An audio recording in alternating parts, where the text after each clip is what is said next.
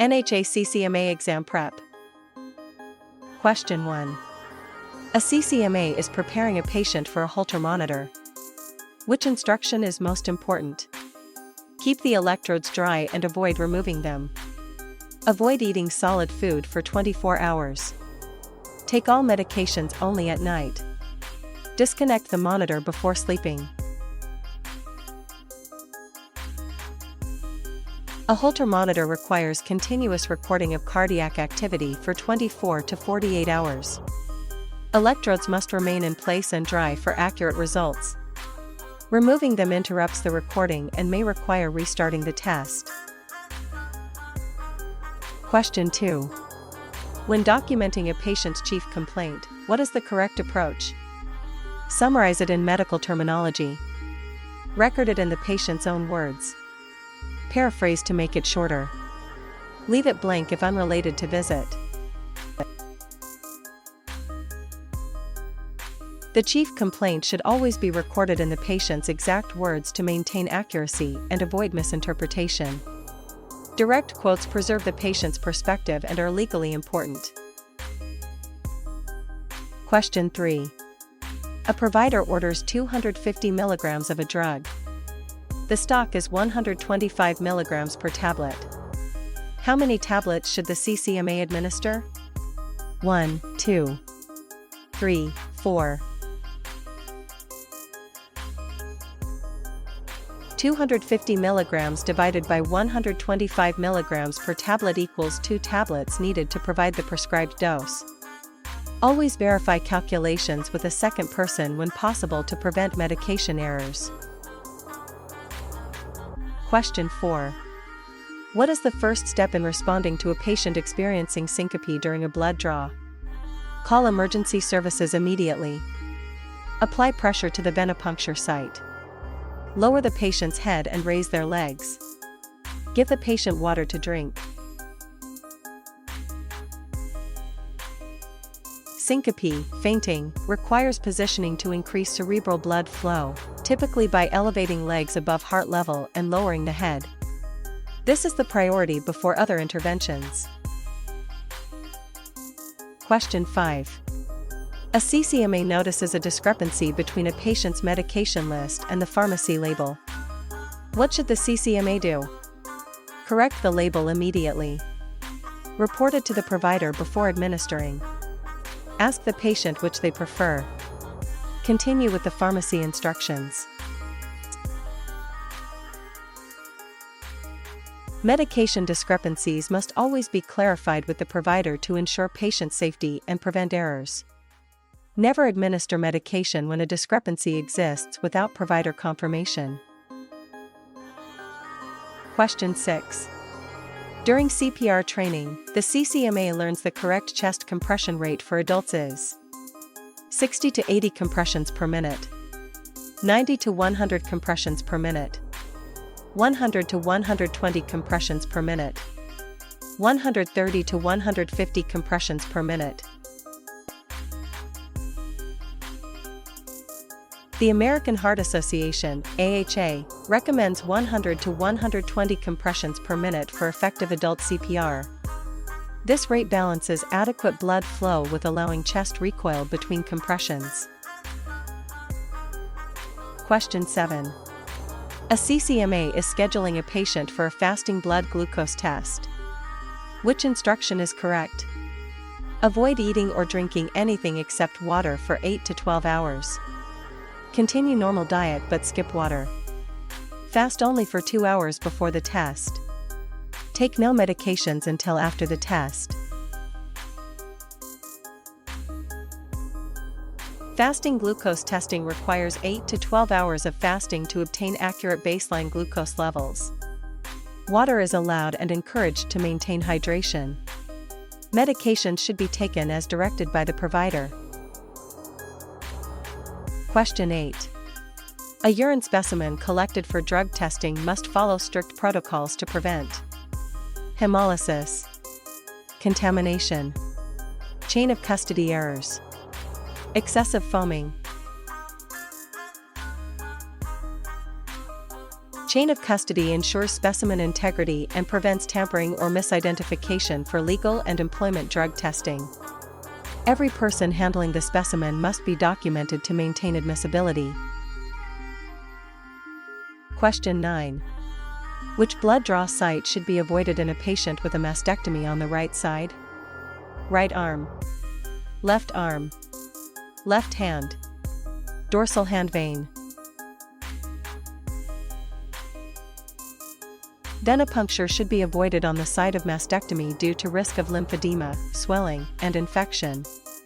The unaffected arm should be used whenever possible to preserve lymphatic function. Question 10. What is the correct angle of needle insertion for intradermal injection?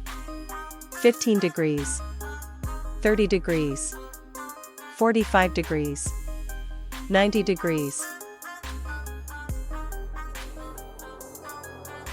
Intradermal injections are given at a shallow 10 to 15 degree angle to place medication just between skin layers, creating a small bleb. This angle prevents injection into deeper tissues. Question 11. Which task is outside the CCMA scope of practice? Obtaining vital signs. Administering oral medications as directed. Interpreting lab test results. Performing an EKG. CCMA can collect data and perform tests but cannot interpret diagnostic results. Interpretation is the provider's responsibility. Acting outside scope can result in liability and licensure issues. Question 12. A patient reports difficulty swallowing tablets. What is the CCMA's best action? Crush the medication and mix with food without approval. Ask the provider if an alternative form is available. Instruct the patient to swallow quickly with little water. Cancel the medication order. The CCMA should communicate with the provider for alternative formulations, e.g., liquid, dissolvable, or smaller tablets. Never alter medication form without provider approval, as this may affect absorption or safety. Question 13. In which position should a patient be placed for rectal temperature measurement? Supine, Sims, Fowler's, lithotomy. The Sims position, left side lying with right knee flexed, provides safe and proper access for rectal procedures, including temperature measurement. This position ensures patient comfort and dignity while allowing accurate measurement. Question 14. Which instrument is used to examine the interior of the ear canal and tympanic membrane? Ophthalmoscope, otoscope, laryngoscope, endoscope. An otoscope allows visualization of the ear canal and eardrum during physical exams. It has a light source and magnifying lens specifically designed for ear examination. Question 15. When preparing a sterile field, the CCMA accidentally touches the inside of the sterile package with ungloved hands. What should be done? Continue since the outside is still sterile. Disinfect the touched area and use it. Discard and prepare a new sterile field. Use gloves and proceed without change. Any break in sterility invalidates the field. A new sterile field must be established to prevent infection risk. Sterility is all or nothing. Partial sterility does not exist. Question 16. What is the first action if a patient suddenly develops chest pain in the exam room? Leave the room to get the provider. Apply an ice pack to the chest. Notify the provider and monitor vital signs. Give the patient food and water. Immediate monitoring and provider notification are essential for chest pain, as it could indicate a cardiac emergency. Stay with the patient and prepare for possible emergency response while awaiting the provider. Question 17. Which needle gauge is typically used for venipuncture in adults? 18 to 19 gauge, 20 to 22 gauge, 24 to 26 gauge, 14 to 16 gauge. Standard venipuncture uses 20 to 22 gauge needles. Smaller gauges, 23 to 25, may cause hemolysis, while larger gauges, 18 and below, can cause unnecessary trauma and are typically used for blood donation. Question 18. A CCMA must dispose of a used needle after injection. What is the correct action? Recap the needle before disposal. Bend the needle to make it safe. Place it immediately in a sharps container. Place it in regular trash if capped. Needles must never be recapped or bent. They must go directly into an approved sharps container to prevent needle stick injuries. OSHA regulations prohibit recapping needles after use. Question 19. A patient is scheduled for spirometry. What should the CCMA instruct before the test? Avoid using inhalers or bronchodilators unless instructed. Drink coffee or tea before arrival. Eat a heavy meal within 1 hour before testing. Perform vigorous exercise just before testing. Medications affecting lung function may need to be withheld to ensure accurate spirometry results. Follow provider instructions regarding bronchodilator use before testing, as these can affect the validity of results.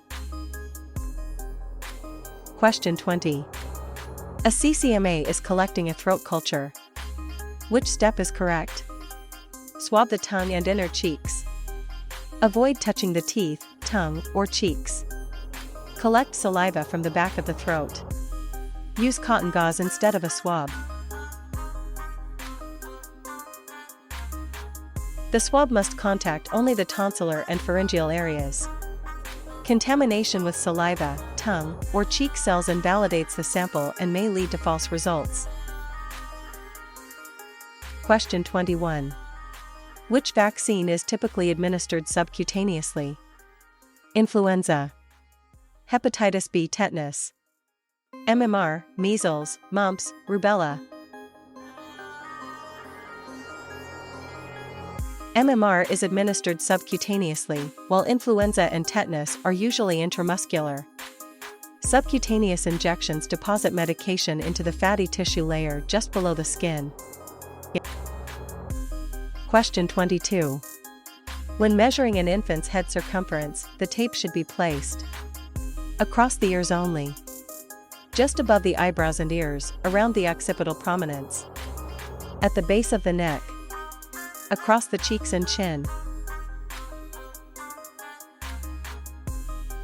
Correct measurement is above the eyebrows and ears around the largest part of the skull, occipital prominence.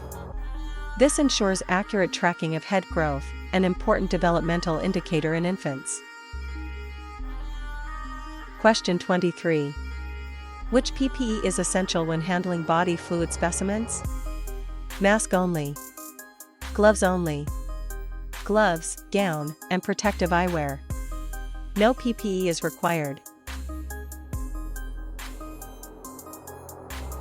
Gloves, gown, and eye protection are required to prevent exposure to potentially infectious materials under standard precautions.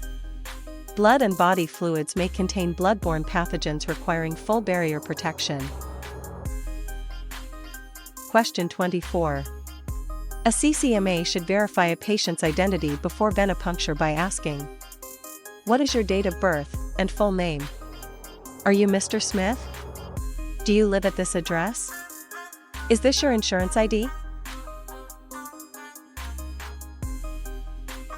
The safest verification method is asking the patient to state their full name and date of birth.